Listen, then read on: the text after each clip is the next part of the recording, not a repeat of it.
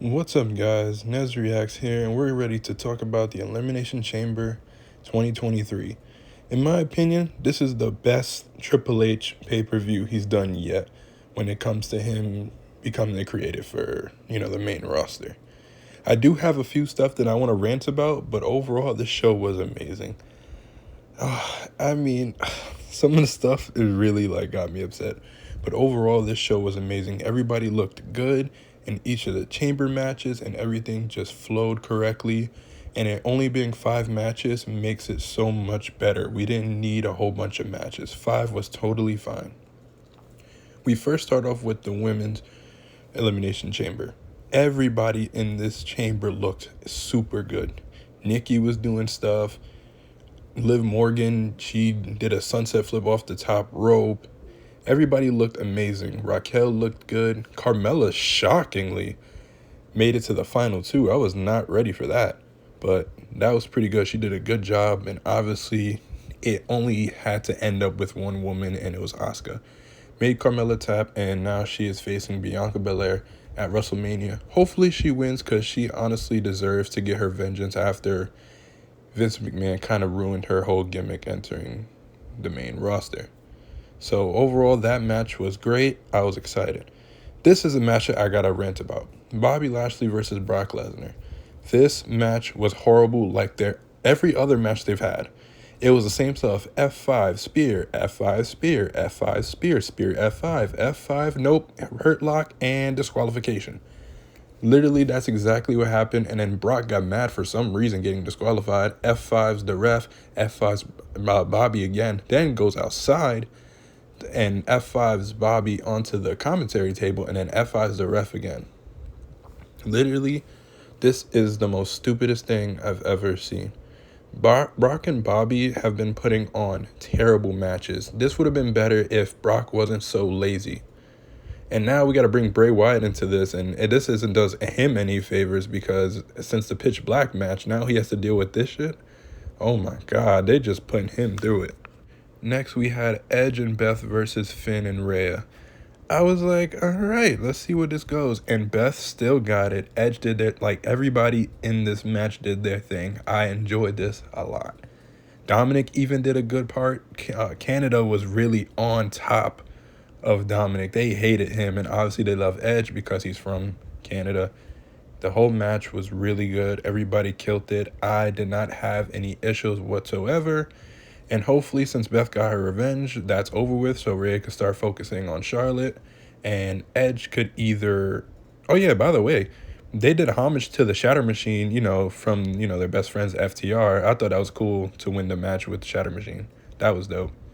But yeah, hopefully this is over with, unless we get Finn versus Edge at Hell in a Cell in WrestleMania to end the feud. But also, Edge is entering Austin Theory's open challenge Monday, so that's kind of weird.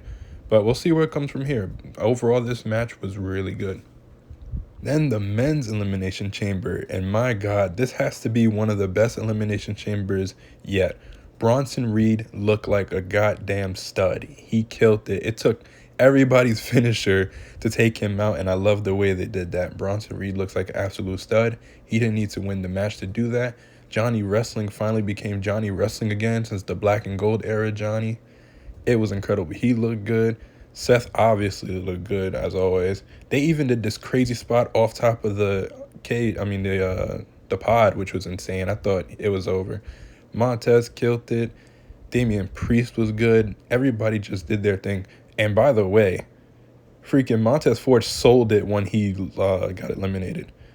But I have one thing, and this is not, obviously WWE logic, it's not going to happen, but in being realistic, how did he not see Logan Paul enter the chamber?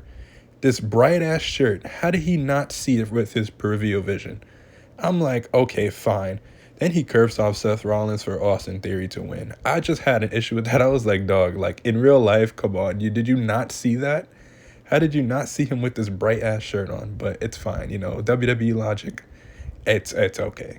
It's fine. I'm not going to complain about it. This match was incredible. One of the best Elimination Chamber matches, kind of like the Survivor Series in 2002. This was a great one. Austin Theory retains. I don't know what's going to happen with him and Edge. I don't know if him and Cena are going to fight for the U.S. title or he's going to drop the title to Edge and then him face Finn Balor. I don't know. But this match was really good, and I enjoyed every moment of it. Then we get to the main event, the freaking match that we've all been waiting for. Sami versus Roman. And my God, Roman Reigns got the crowd booing him, saying, fuck you, Roman, fuck you, Roman. I've never heard so much loud boos from Roman since his babyface days when I fucking hated him too. And this reminded me of 2006 John Cena versus Rob Van Dam and One Night Stand. If you know, you know. That freaking heat was insane. And then, of course, the Canadian hero, superhero, Sami Zayn comes out. Everybody's cheering for him. This was a dope match. It was so cool to see Sami get the ovation that he deserves from his hometown and everything feel good. Obviously, he wasn't going to win. We all knew it. But it was so cool to get that, feeling back. It was great. Everything about this was insane.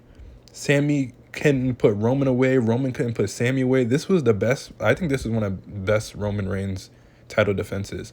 And, Roman Reigns he's like the best close finisher to everything. The close kick, the close lose, the 2.9 second kick out, he's the best at it. They couldn't put each other away. It was insane. Everything about this match was absolutely amazing. But I do have one issue. This is another logic thing. Jimmy came in and interfered in the match, and the ref obviously saw it and did not say a word or nothing. Obviously, WWE logic, so they're not going to say it. But I'm just saying, dog, did you not see that? But whatever. But then everything was going good. Everything was fine. And then WWE, once again, fucked it up. This is what I can't stand. This was the perfect time. Predictability is fine in this moment. Jay was supposed to turn on Sami so we can get the Usos and Kevin Owens and Sami getting ready for WrestleMania. We needed to build towards that. But of course, they decided to fuck it up and keep this storyline going by him not helping Sami. Then Sami accidentally spears Jay, which I hope isn't the reason why Jay turns, because that would be so fucking stupid. You obviously saw the mistake. He spears Jay by mistake. Roman takes advantage and wins the match. Afterwards, he gets jumped by Jimmy and Roman. Kevin Owens, another Canadian hero, comes out to save Sami, obviously, to get things started. Everything crazy. He stunned Jimmy, stunned Roman, and even stunned Paul Heyman. He doesn't really get hurt that often, which is cool. And Kevin Owens moved out of the way so Sami could hit Roman with a who of a kick. The ending to this match is what fucked everything up. Obviously, we got to see, Sami and, Kevin get the final thing and have the crowd going crazy. And I loved it. This show was amazing, but they fucked it up again. This was the night that it had to start the build for the Usos versus Kevin and Sami. We have to have Roman focus on Cody. It's not that WrestleMania is in 6 weeks. We have to start building up to that. But instead, they was like, no, we're going to keep dragging it on. Why? We have to get the focus on Cody. Roman has to focus on Cody. So you can't have him and Sami keep going with this. It's supposed to be Jay becoming the big heel so the Usos and Sami and Kevin could have that match at WrestleMania. But no, now everybody's going to be like, damn, Sami got fucked over. He deserves to have another rematch. And that's what you don't want. You got to have Cody. This is not fair to Cody. You can't have it just because Cody won the Royal Rumble that Roman wants to focus on him. You have to have Roman build him and Cody up. They have to start their feud, but of course, you got to keep dragging this on, and you cannot do that. It makes no sense. This doesn't do Cody any favors because now, if Cody goes into Mania and Sami doesn't go, everybody's going to boo. So you're fucking it up. You had everything ready. Cody became Sami's cheerleader, which made it perfectly fine, and it was cool. Everything was perfect. All you had to do was turn Jay heel. It wasn't that hard. That's all you had to do, and we'll be fine. Then we can start pushing towards Roman and Cody, and we all be cool. Everybody will be fine. But now Cody has to do extra work now because he has to decide what is going to happen. Everybody's going to start to, not go for Cody because they're going to want Sami. This is not what you wanted to do. One job. You had one job. That would have ended this pay-per-view the best. I just don't understand. Why do they do this? It doesn't make any sense. We got to start building towards that. It's like 6 weeks until Mania. We need to start it now. We can't just wait until a couple weeks and then, Roman beats Sami again, and then they start doing that, and then Roman gets to focus on Cody. No, we have to start it now. It should start on Monday, but now we got to keep going with this feud. I don't know. It just really pissed me off the way it ended. But overall, this pay-per-view was absolutely amazing. Was the best pay-per-view that Triple H has put on so far. And what do you guys think? Did you think that this pay-per-view was good? Did you like the outcomes of every match? Did you care about that Bobby Lashley and Brock Lesnar match? What are your thoughts on the whole thing? God damn, yo, I was so mad.